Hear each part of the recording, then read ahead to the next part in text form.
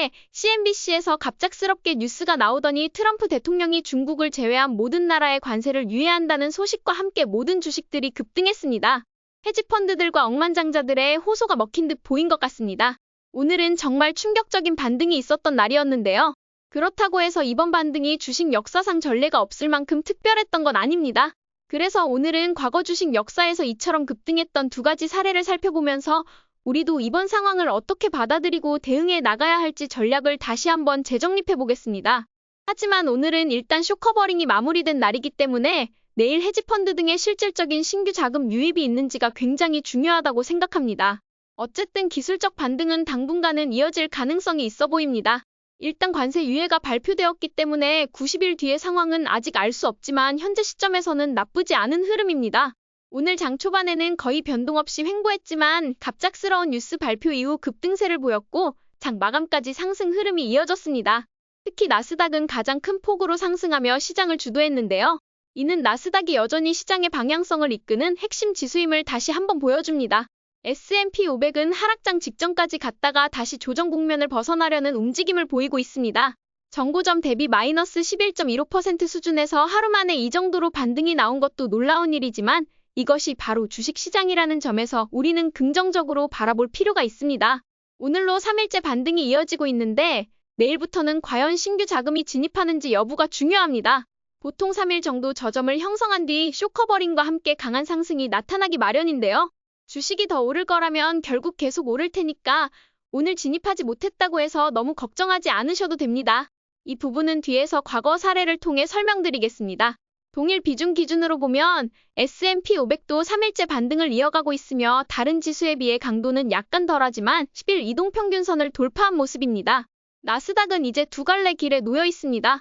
전 고점 대비 마이너스 15.24% 지점에서 과연 V자 반등이 일어날 것인가 아니면 다시 주춤할 것인가 그 여부는 목요일, 금요일 헤지펀드 자금 유입 여부에 달려 있습니다. 아직 쇼커버링이 다 끝나지 않았기 때문에 당분간은 더욱 강한 반등이 가능하다고 보고 지켜봐야 합니다. 지난번에도 21일 이동평균선을 찍고 하루 만에 무너졌던 전례가 있기 때문에 이번에는 확실히 저항선을 돌파해주기를 기대해봅니다. 소형주는 여전히 투자 대상에서 제외되는 분위기이지만 오늘은 그래도 반등이 많이 나왔습니다. 다만 여전히 힘은 약해 보입니다. 기술주, 임의소비재, 커뮤니케이션 섹터, 특히 빅테크 종목들은 쇼커버링과 단기 트레이딩, 알고리즘 트레이딩 등이 합쳐지면서 12% 이상의 강한 반등이 나왔습니다. 오늘 가장 많이 오른 ETF는 두 가지였습니다. 첫 번째는 항공 ETF JETS로 델타항공이 예상치를 상회하는 실적을 발표하면서 시장 분위기가 좋았고 트럼프의 관세 유예 소식까지 겹쳐 소비 감소 우려가 줄어들면서 크게 상승했습니다. 두 번째는 반도체 ETF SMH로 20일 이동평균선을 돌파하며 상승 마감했습니다. 만약 이번에 완전히 돌파하고 올라선다면 V자 반등도 가능하겠지만 다시 주춤하면 되돌림이 나올 수 있기 때문에 내일의 시장 반응을 보고 자금 투입 여부를 결정해야 합니다. 공포지수는 3일째 4포인트 수준을 유지하다가 오늘 17까지 올라왔습니다. 하지만 공포 사이클은 여전히 34거래일째 유지 중이기 때문에 공포 사이클에서 벗어날 때까지는 레버리지 ETF를 원칙대로 분할 매수하는 전략이 유효해 보입니다. 오늘 TQQQ가 하루 만에 35% 이상 급등하면서 저는 4월 4일부터 매수한 TQQQ 일부를 매도했습니다. 10년물 금리는 갭상승했지만 장중 하락했습니다. 채권시장과 주식시장 모두 방향성이 불확실한 지금 우리가 믿을 수 있는 것은 추세밖에 없습니다. 채권 역시 추세를 예측하기 어렵기 때문에 배당금 수익 목적이 아니라면 지금은 접근을 자제하는 것이 좋습니다. 금 역시 오늘 숏이 정리되는 흐름을 보였고 상승을 이뤘습니다. 저는 50% 정도 매도를 했기 때문에 앞으로도 계속해서 매도를 언제 할지 바라보고 있지만 중요 이동평균선들을 다시 돌파한 상태이기 때문에 트레이더들의 매수세가 이어질 수 있습니다. 금광주도 8.41% 상승하며 숏 포지션이 정리된 것으로 보입니다. 50일 이동평균선 부근에서 트레이더들을 흔들었고 저 역시 매도했지만 충분한 수익을 얻었기 때문에 만족합니다. 다만 금광주가 이 지점을 지키며 재차 돌파한다면 매수 기회로 볼 수도 있겠습니다. 비트코인은 오늘 200일 이동평균선 위로 올라오면서 안도할 수 있었는데요. 오늘도 쇼커버링이 많이 진행된 것으로 보입니다. 비트코인 ETF가 미국 증시에 상장되면서 주식시장과의 연동성이 커졌기 때문에 50일 이동평균선을 돌파할 때까지 기다렸다가 매수 기회로 삼을 계획입니다. 2025년 4월 9일 수요일 기준 시장은 점점 더 복잡하고 예측하기 어려운 구간에 접어들었습니다.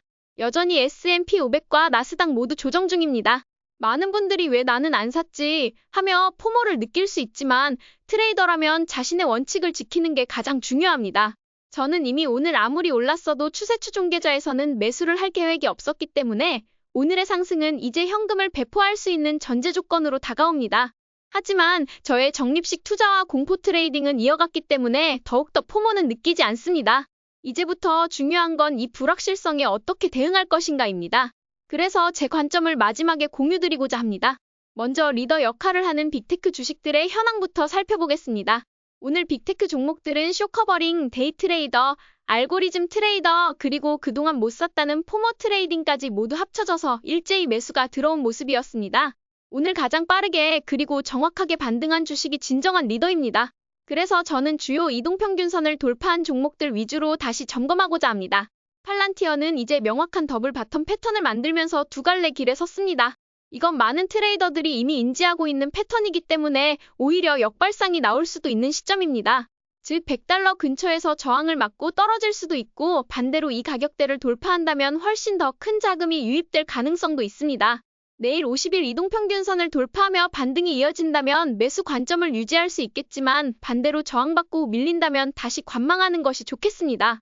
어차피 팔란티어는 궁극적으로 오를 주식이지만 트레이더는 확률적으로 오를 확률이 높은 자리에 들어가서 매수를 하는 것이 중요합니다. 넷플릭스도 비슷한 상황입니다. 역시 더블 바텀을 형성했는데요. 중심선인 1000달러 선을 돌파할 수 있을지가 중요합니다.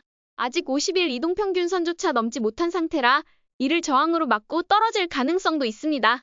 내일 차익 실현 매물이 나올 수도 있으니 그 범위가 클지 아니면 더 큰 자금이 유입될지 지켜봐야 합니다. 다만 넷플릭스는 실적 시즌이 다가오고 있기 때문에 시장 반응이 긍정적이고 실적이 잘 나오면 다시 한번 돌파할 가능성도 큽니다. 메타는 오늘 다시 200일 이동평균선을 돌파하면서 어느 정도 안정 구간에 진입한 모습입니다. 하지만 50일 이동평균선과의 거리가 멀기 때문에 지금은 관망이 더 적절해 보입니다. 브로드컴 역시 200일 이동평균선 안으로 다시 들어왔습니다. 이는 하락 추세가 완전히 끝나진 않았지만 반등의 여지가 충분하다는 의미입니다.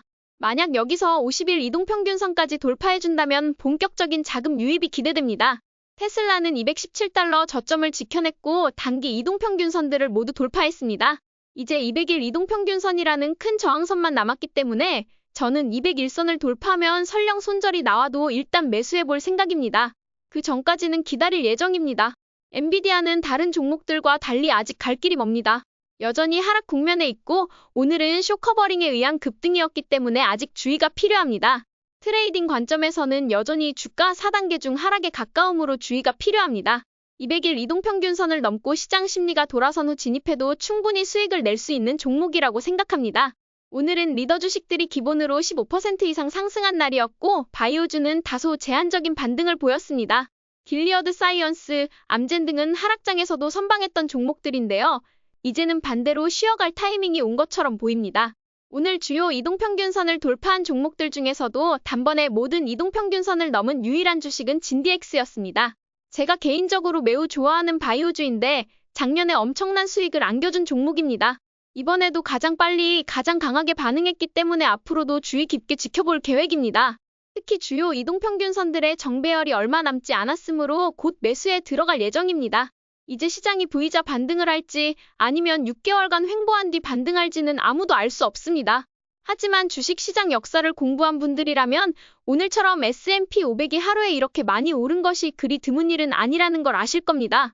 따라서 우리는 과거 데이터를 참고해서 앞으로 어떻게 시장이 전개될 수 있을지 예측해보고 전략을 짜야 합니다.